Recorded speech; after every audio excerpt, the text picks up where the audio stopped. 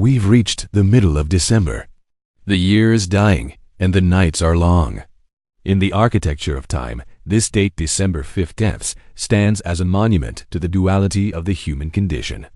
It's a day that defines the boundaries of our freedom and the depths of our cruelty.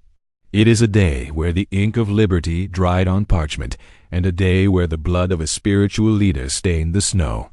It's a day of cinematic grandeur and a day of supreme judicial reckoning. History is rarely a straight line. It is a collision of contradictory forces.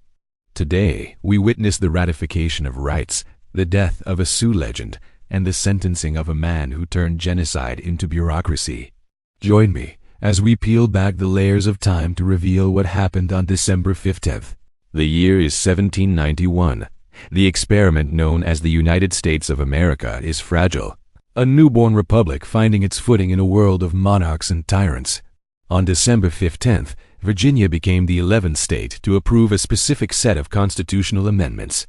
With this act, the Bill of Rights was officially ratified. Today, we take these 10 amendments for granted. We speak of freedom of speech, the right to remain silent, and protection from unreasonable search as if they are natural laws like gravity. But in 1791, they were radical ideas. James Madison, the architect of this document, understood a profound truth about power. It is like a gas. It expands to fill any container unless it is compressed by law. On this day, humanity drew a line in the sand against the state. They declared that there are sacred spaces within the individual life, faith, speech, home, where the government cannot tread. It was not merely a legal procedure. It was a philosophical revolution. On December 15th, the concept of the citizen truly replaced the concept of the subject. Yet, as we shall see, the ink on the paper often promised more than reality could deliver. Fast forward almost a century to 1890. The promise of liberty we just spoke of had not extended to the original inhabitants of the American continent. On the freezing morning of December 15th, on the Standing Rock Indian Reservation, the great Lakota leader, Sitting Bull Tatanka Iotake, was dragged from his cabin. Sitting Bull was more than a chief. He was a symbol of resistance. He was the victor of Little Bighorn, the man who had defeated Custer. But by 1890, his people were starving, confined to reservations, their way of life strangled by the expanding frontier. Authorities feared his influence over the fair ghost dance movement, a spiritual revival that promised to sweep away the white settlers and restore the buffalo. Indian police, sent by the U.S. government to arrest him to stop the dancing, surrounded his home. A struggle ensued. A shot rang out, and then another. Sitting Bull fell dead, shot by his own people acting on orders from a government that feared his spirit. Legend says that as the guns fired, Sitting Bull's circus horse, gifted to him by Buffalo Bill Cody, began to perform its tricks, dancing amidst the slaughter. A surreal, tragic macabre. On this day, the resistance of the Plains Indians was effectively decapitated. 2 weeks later, this tragedy would culminate in the massacre at Wounded Knee. But on December 15th, the heart of the Lakota stopped beating. We move now to the 20th century, to a courtroom in Jerusalem. December 15th, 1961, the world watched as a man named Adolf Eichmann stood to receive his sentence. He was not a screaming demagogue. He was not a monster with claws. He was a balding, bespectacled man in a suit, sitting inside a bulletproof glass booth. Eichmann was the logistical mastermind of the Holocaust. He was the bureaucrat who organized the trains, who managed the timetables of death that sent millions of Jews to the gas chambers.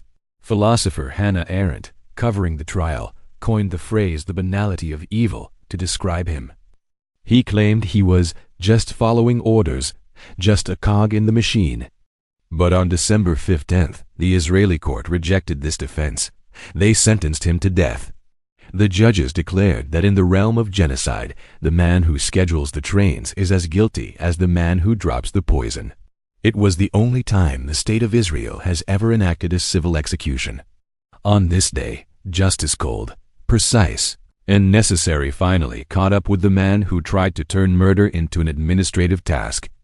Let us step back slightly in time to a different kind of spectacle. December 15th, 1939, Atlanta, Georgia. The night sky was pierced by searchlights. A crowd of 300,000 people lined the streets. It was the world premiere of Gone with the Wind, the most anticipated film in the history of cinema. For a few hours, the world was swept away by the technicolor romance of Scarlett O'Hara and Rhett Butler. It was the apex of the golden age of Hollywood, a masterpiece of storytelling and visual grandeur. But history is all about context. While the film celebrated a romanticized version of the Old South, the reality of 1939 was starkly different. Hattie McDaniel, who played Mammy and would go on to win an Oscar for the role, was barred from attending the premiere. The strict segregation laws of Georgia did not allow a black woman to sit in the theater with the white stars. December 15th, 1939, gave us a cultural monument that dominates cinema to this day. But it also held a mirror up to the hypocrisy of the era. On the screen, a civilization gone with the wind. In the streets, the walls of prejudice stood firm. December 15th. It is a day that asks us to examine the nature of justice. We see the promise of justice in the Bill of Rights. We see the denial of justice in the death of Sitting Bull. We see the execution of justice in the sentencing of Adolf Eichmann. Time is a ruthless editor. It juxtaposes our highest ideals with our darkest failures. As we move through this day, let us remember that liberty is not a document, but a practice. And history is not a movie. It is a lesson written in blood and ink. Thank you for watching. The weight of history is heavy, but carrying it is the only way to understand who we are. If you found value in this reflection, please subscribe and share this video. Tell me in the comments, which event from December 15th resonates most with you? The birth of rights or the death of a legend? I will see you in the next chapter of our past.